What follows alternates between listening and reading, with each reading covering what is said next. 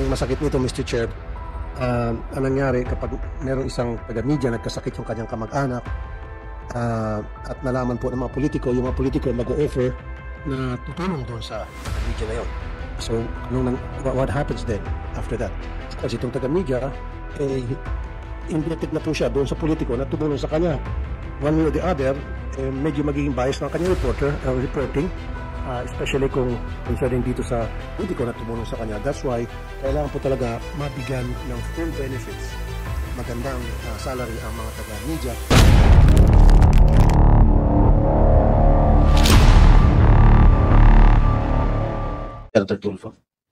Mr. Chair, having been a member of the media before I became senator for more than 2 decades, nakikita ko po yung kadalasang problema na encounter ng mga taga-media, especially mga reporter and cameraman, lalo pa kung sila po ay talent, because never po ako naging regular, ako po ay naging talent, at accepted ko po yun.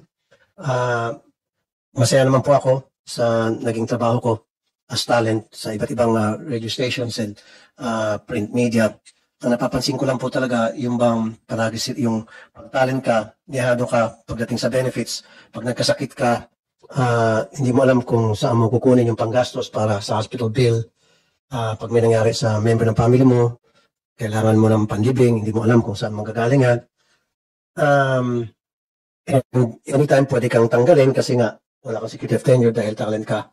So siguro it's about time na alisin ang contractualization sa media.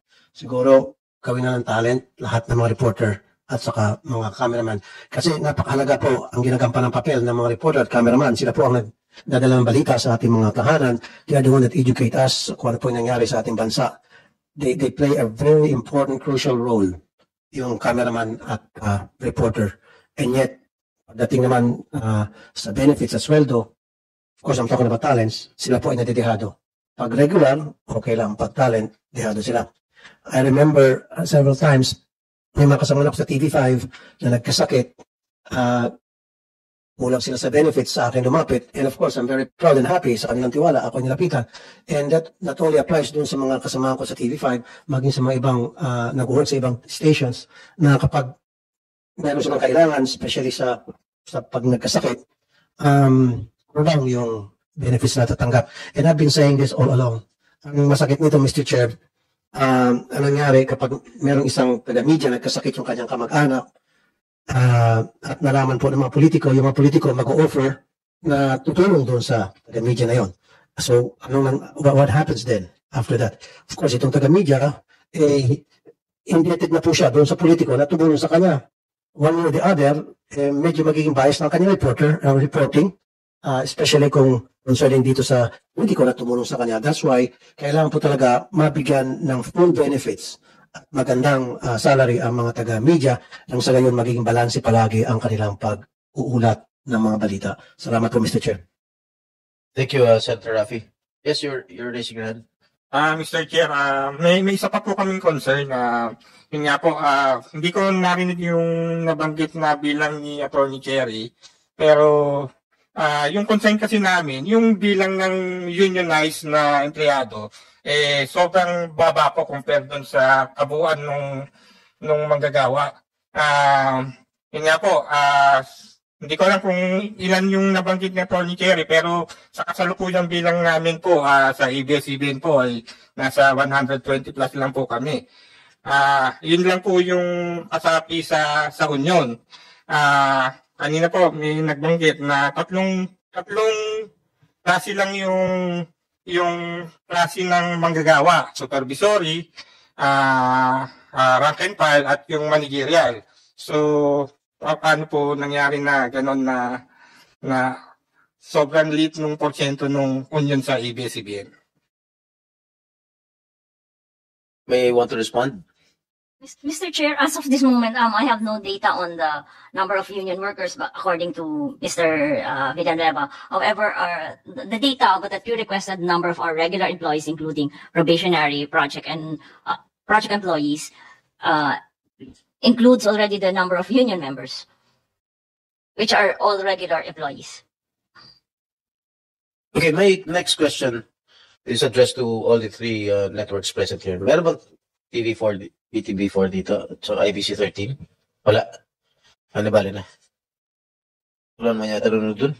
Mr. Chair, pwede makasingit ulit? Yeah. Siguro, isa pang dapat i-require natin or we have to come up with legislation pertaining to this, maybe. Kapag nalalibel ang isang taga-media, especially sa print, kapag hindi po sinama yung editor, hindi sinama yung publisher, that reporter or that columnist, he or she is on his own or her own. Hindi sila binibigyan ng legal assistance. So, dapat lahat ng member ng media, kung saan sila nag-work, kung saan network, dapat full support yung network. Dapat full support yung publisher.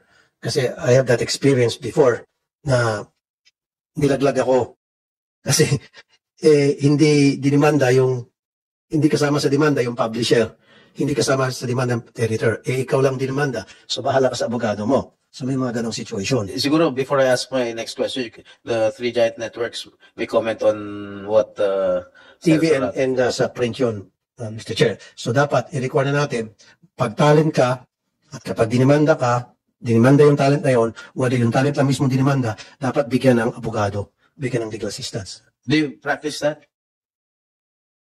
Mr. Chair, just to respond to the good senator and to the chair, for GMA Network, I can say because I'm head of litigation, I'm assistant vice president for litigation, that all instance of libel involving GMA personnel, we provide counsel, not just in-house, but we also have our external counsel here with us. And there's never a case, at least for GMA, where a libel case, someone who has been libeled was left offending for himself. At least for GMA, we can say that. Ano yung pinakamabigat na kaso na hinawakan ninyo, aside from libel? For libel, Mr. Chair, sometimes out of most of the tactics na ini-involve sa libel, I think Senator Tulfo can relate to this. Minsan sa probinsya, dinidemanda yung talent namin. So if you are a starting out reporter, ang hirap naman pupunta ka ng Kidapawan, for example, to litigate. So perhaps that could be an area where we can look into probably changes in the libel law, yung venue, kasi that's one way of harassing a media personnel, especially now that a media report is seen on the internet. So one common strategy is for you to file a case very far so that yung pobreng reporter will have to travel. What he's referring to, Mr. Chair, yeah, I've experienced that, na taga Manila, yung media man based dito sa Manila, yung kanyang TV network or yung kanyang newspaper, and then yung madidimanda sa Tawi-Tawi, sa Holo, kung saan-saang lugar na lupalop, malalayo.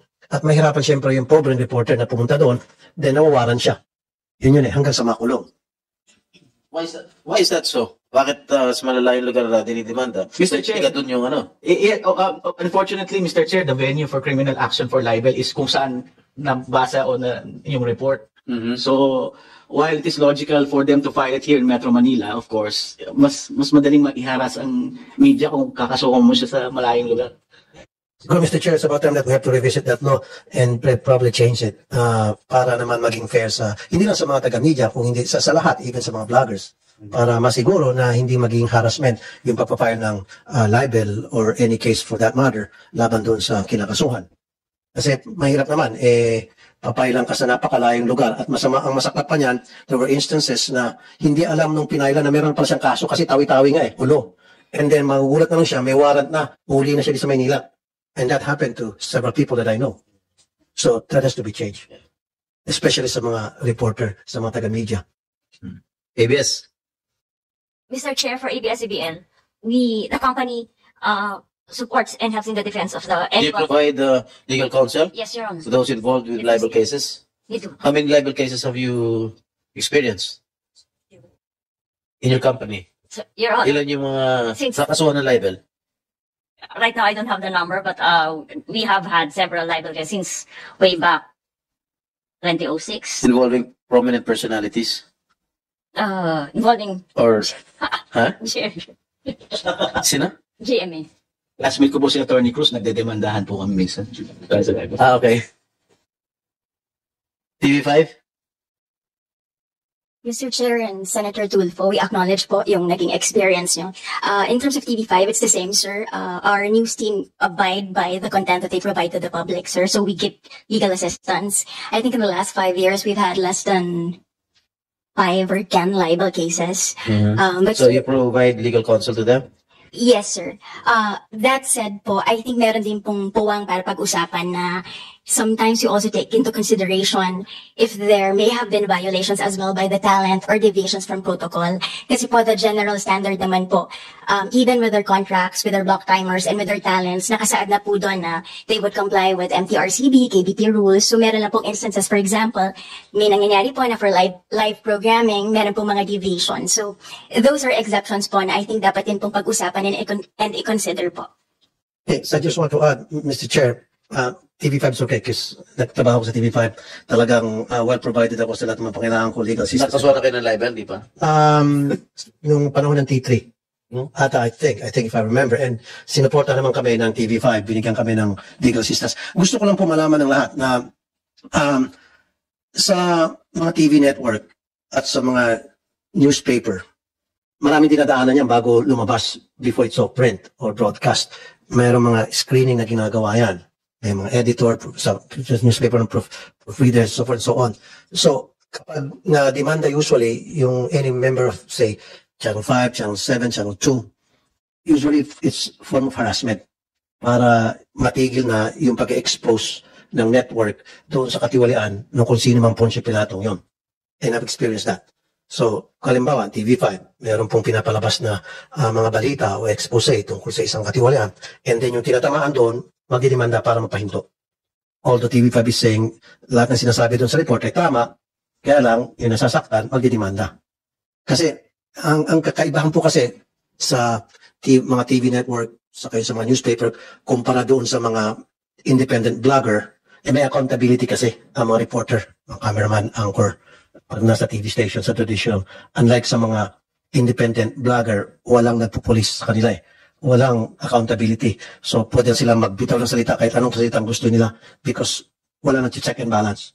Unlike sa mga TV networks, sa mga newspaper, of course, sa radio station. Yan yung po na-experience ko. Kaya, ang gusto ko lang parating ngayon dito, again, tulad sabi ko time and time again, sana po yung mawala na yung contractualization sa lahat ng whether print, radio and TV, sana maging regular na lahat at magkaroon ng full benefits at yung salary sana at par with the industry. Kung ano yung magandang kalakaran. Wala na sana yung mga below minimum kasi alam ko, especially sa print, wala namang print dito, ano? Sana meron tayong inimbitan mga taga-print. Meron ba? Welcome to the Philippine Government News Channel. Here, we bring you the latest breaking news and current events in Philippine politics.